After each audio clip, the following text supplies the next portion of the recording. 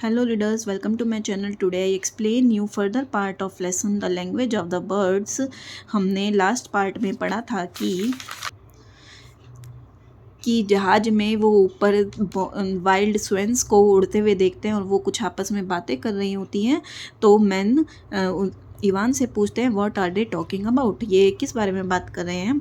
B careful advise Ivan, I hear and distinctly understand them to say that the pirates the terrible sea robbers are near, if we do not enter a harbour at once they will imprison and kill us. वो कहता है सावधान रहो, मैंने सुना है और अच्छे से समझा है कि ये कह रहे हैं कि पायरेट्स होते हैं जो समुद्री डाकू, वो पास में ही हैं। अगर हमने कोई हार्बर जहाँ पे शिप्स खड़ी होती हैं वहाँ पर एंटर नहीं करा तो ये हमें बंदी बना लेंगे और मार देंगे। The crew quickly obeyed this advice, and as soon as the vessel entered the harbor, the pirate boats passed by, and the merchant saw them capture several unprepared vessels.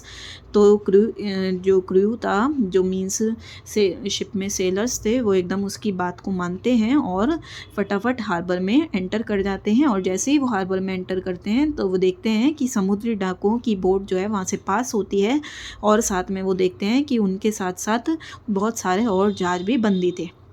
When the danger was over, the sailors with Ivan went farther and still farther. और जब danger ख़त्म हो जाता है तो जो sellers थे वो इवान के साथ और आगे जाते हैं। Finally the vessel anchored near a town large and unknown to the merchants. फिर आखिरकार जो वो जहाज़ था एक शहर में जो कि उन लोगों बड़ा था और उन लोगों के लिए अनजान था, वहाँ पे जाके रुकता है। A king who ruled the town was very much annoyed by 3 black crows. अब वहाँ पर जो राजा था जो उस शहर को चलाता था, वो वहाँ पर 3 काले कौवों से बड़ा परेशान था।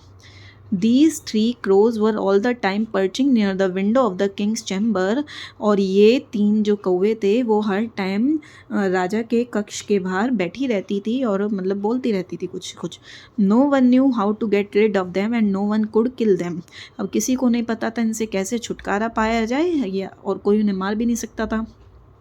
The king ordered notices to be placed at all crossings and on all prominent buildings, saying that whoever was able to relieve the king from the noisy birds would be rewarded by obtaining the youngest Korolivna, the king's daughter, for a wife, but the one who should have the daring to undertake but not succeed in delivering the palace from the crows would have his head cut off. अब राजा ने हर crossings पर, हर main buildings पर ये notice लगवा दिया कि जो भी राजा को इन नॉइजी बर्ड से, इन शोर मचाने वाली बर्ड से छुटकारा दिलाएगा तो उसे राजा की सबसे छोटी बेटी कोरोलिवना पत्नी के रूप में मिलेगी। और अगर किसी ने कोशिश करी उसे कि वो ये कहे कि मैं बर्ड्स को हटा सकता हूँ लेकिन वो अपने इस काम में सफल नहीं हुआ तो उसका सिर काट दिया जाएगा। Ivan attentively read the announcement once twice and once more. Ivan ने बड़े ध्यान से नोटिस 1 बार 2 बार 3 बार पढ़ा। Finally he made the sign of the cross and went to the palace. आखिरकार उसने उस एग्रीमेंट पर साइन कर दिया और महल में जाता है। He said to the servants, वो नौकरों से कहता है open the window and let me listen to the birds. खिड़की खोलो और मुझे बर्ड्स की आवाज़ सुनने दो। The servants obeyed and Ivan listen for a while, then he said. Servants उसकी बात मानते हैं और इवान उनको सुनता है। फिर वो कहता है show me to your sovereign king, मुझे अपने राजा के पास लेके चलो। When he reached the room where the king sat on a high rich chair, he bowed and said, और जब वो उस रूम में जाता है जहाँ पर राजा ऊंची सी बड़ी सी चेयर पर बैठा होता है तो उनके आगे सिर झुकाता है और कहता है There are 3 crows, a father crow, a mother crow and a son crow. यहाँ पर 3 क्रोज हैं, एक फादर क्रो है, एक मदर क्रो है और एक उनका बेटा है। The trouble is that they desire to obtain the royal decision as to whether the son crow must follow his father crow or his mother crow. That means your. तो उन्हें परेशानी ये है कि वो चाहते हैं कि उन्हें आपका डिसीज़न मिले, आपका फ़ैसला मिले कि जो सन क्रो है, जो उनका बेटा क्रो है, वो अपने पापा की बात माने या अपनी मदर की बात माने। The king answer the son crow must follow the father crow. तो राजा जवाब देता है कि इस बेटे को तो अपने फादर क्रो की ही बात माननी चाहिए। As soon as the king announced his royal decision the crow father with the crow son went one way and the crow mother disappeared the other way and no one has heard the noisy bird since. अब जैसे ही राजा अपना ये फैसला सुनाता है तो जो crow father था वो अपने बेटे के साथ एक तरफ उड़ जाता है और जो क्रो मदर थी वो दूसरी तरफ उड़ जाती है कहीं, और उसके बाद किसी को भी उन बर्ड्स की आवाज़ सुनाई दी। The king gave one half of his kingdom and his youngest korolevna to Ivan and a happy life began for him. तो राजा ने अपनी आधा राज्य और अपनी बेटी इवान को दे दी और उनकी एक अच्छी ज़िंदगी शुरू हो जाती है। In the meantime, his father, the rich merchant, lost his wife and by his fortune also. और दूसरी तरफ जो उसके फादर थे, जो अमीर व्यापारी थे, उनकी बीवी वो अपनी खो देते हैं। मीन्स इवान की जो मदर थी उनकी डेथ हो जाती है और साथ साथ उनका जो किस्मत थी वो भी खो देते हैं कहीं।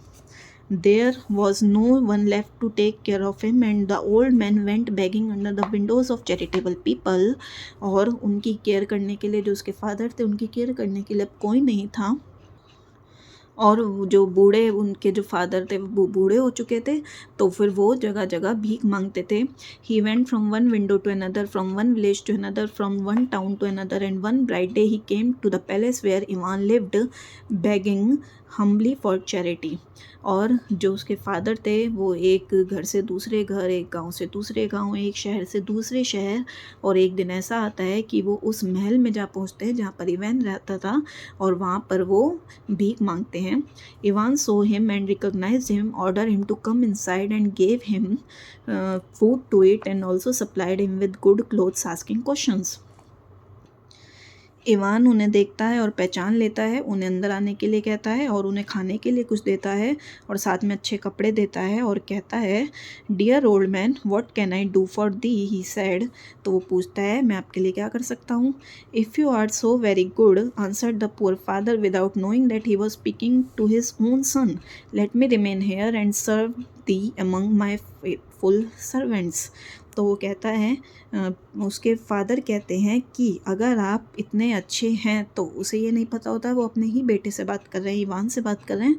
तो वो कहते हैं कि अगर आप इतने ही अच्छे हैं तो मुझे यहाँ पर रुकने दीजिए और मुझे अपने वफादार नौकर के रूप में स्वीकार करिए। Dear, dear father, exclaimed Ivan, you doubted the true song of the nightingale, and now you see that our fate was to meet according to the predictions of long ago। तो एकदम इवान अपने father से कहता है, father आपने उस time पर Nightingale के सच्चा जो उसने सॉन्ग गाया था उस पर बिल्कुल संदेह करा था, और आज देखो हमारी किस्मत हमें उसकी कही हुई बात पर लाके खड़ा कर रही है। The old man was frighten and knelt before his son but is Ivan remained the same good as before, took his father lovingly into his arms and together they wept over their सोरो।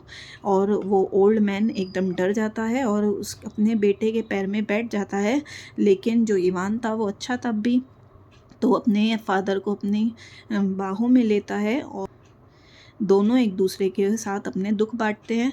Several days passed by and the old father felt courage to ask his son. अब कुछ दिन बीत जाते हैं तो father ने अपने बेटे से पूछा, tell me my son, how was it that you did not perish in the boat. मुझे एक बात तो बताओ बेटा कि तुम उस बोट में कैसे नहीं मरे। पेरिश मीन्स मरे। तो इवान कोरोलेविच लाफ्ड गेली, तो इवान और कोरोलेवा जो थी वो दोनों हंसते हैं। I presume, he answered, that it was not my fate to perish at the bottom of the wide sea, but my fate was to marry the korolevna my beautiful wife and to sweeten the old age of my dear father.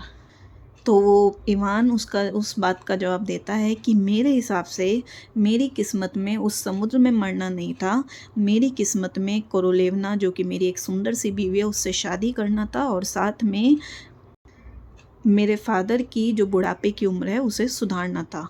Now the language of the birds is a folk tale, do you know what is folk tale. अब ये जो lesson है the language of the birds, ये एक लोक कथा है। Fock tell होती क्या है?